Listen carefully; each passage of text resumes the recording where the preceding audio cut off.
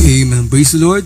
Purihin po natin ating mahal na Panginoon. Darako na po tayo sa oras na ito sa pinakamahalang bahagi ng programa na kung saan ang pakikinig ng banal na salita ng ating mahal na Panginoon. Akin na pong bigay pagkakataon sa ating beloved ordained preacher, beloved brother Boy Kaluyan.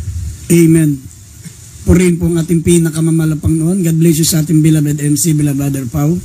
Mga naman nagpapabot din po ko sa inyo ng pagbati sa mga minamahal po natin mga kapatid sa ating pinakamamahal na Panginoon. Sa lahat po ng ating mga webcast viewers, Luzon, Visayas, Mindanao, maging sa lahat po ng mga kapatiran natin sa ibayong dagat, sa ibang bansa. Magandang umaga sa inyo dyan. At nagpapabot din po akong dobleng paggalang sa ating minamahal at ginagalang ni Evangelista Wilde Estrada Almeida, the end time prophet of our loving God. Sa lahat po ng mga beloved children, the Almeida family, at sa patuloy po natin pag-alaala sa mga hindi malilimutang aral ng ating beloved Assistant Pastor Lina C. Almeida. At ang pinakamataas na pagsamba, pagpupuri, pagluwalhati ay para sa ating dakilang Diyos natin pinaglilingkuran, ang ating pinakamamahal na Panginoong Jesucristo. Kaya hindi naman manalangin muna tayo upang buksan ng mahal na Panginoong Diyos ang inyong paunawa. Maminamahal ang ating po mga puso para pakinggan ang mga banal na salita ng Diyos. Manalangin po muna tayo. Dakila't mapagpala po naming Ama Diyos na makapangyarihan sa lahat. Sa pangalan namin pinakamamahal na Panginoong Jesucristo, malapan minsan pa humingi muli kami ng kapatawaran sa aming po mga pagkukulang, mga pagkakamali, sa aming mga kasalanan, aming mga naisip na gawa na banggit ng aming mga labi. Dakilang Diyos, patawarin mo po kami. Minsan papahiran mo ang aming mga labi ng iyong banal na kamay upang maging pagpapala sa mga minamahal namin mga tagapakinig, malapan mga nanonood. Abutin mo po sila, malapang noon, bigyan mo sila ng pananampalataya, lalo na po sa mga may mga taglay na karamdaman, may mga problema, may mga pangangailangan sila sa iyo, dakilang Diyos. At aming sinasuway lahat ng gawa ng kalaban, demons of unbelief and doubts, demons of hindrances, we bind the power of darkness in Jesus' name. Amen and amen.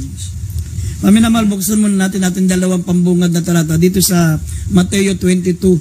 Mateo 22:29 at dito sa Isaiah 34 verse 36. Dito po sa aklat po ng Mateo, ang kabanata 22, ang talata 29. Ngunit sumagot si Jesus at sinabi sa kanila, nagkakamali kayo sa hindi pagkaalam ng mga kasulatan ni ng kapangyarihan man ng Diyos. Amen. Isaiah 34 verse 16. Inyong saliksikin sa aklat ng Panginoon at inyong basahin kahit isa sa mga ito hindi magkukulang. Walang mga kailangan ng kanyang kasama sapagkat iniutos ng aking bibig at pinisan sila ng kanyang espiritu. Amen. Amen. Maminamahal ang ating pong paksa ay pamamagatan po natin the greatest mistakes of the other Bible believer. Ang pinakadakilang pagkakamali ng mga ibang naniniwala sa Biblia. Alam niyo mga minamahal, sabi ng banal na kasulatan, nabasa po natin sa Mateo 22:29, kayo'y magkakamali. Kayo'y magkakamali sa hindi pagkaalam ng mga kasulatan at ng kapangyarihan man ng Diyos. Kapag mali po, mga minamahal, ang ating una-una yung pagkakilala natin sa Diyos.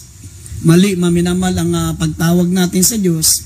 Ang tigit sa lahat, mali yung tinatawagan nating Diyos. Maminamal, sabi ng Biblia, ay hindi po magiging tama ang ating pananampalataya at lalong hindi po tayo makarating sa langit.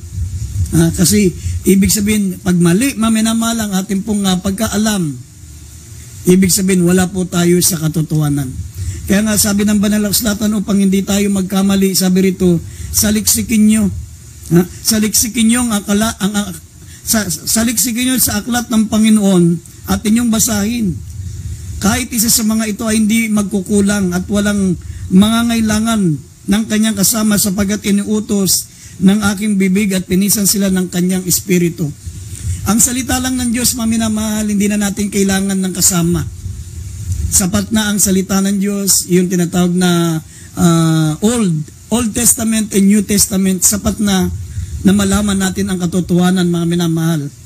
Kaya nga, kailangan lang nating suriin, kailangan lang natin alamin, mga minamahal, kung ilan ang Diyos, sino ang Diyos, ano ang pangalan ng Diyos, at higit sa lahat, mga minamahal, yung paano tayo sasamba sa Diyos.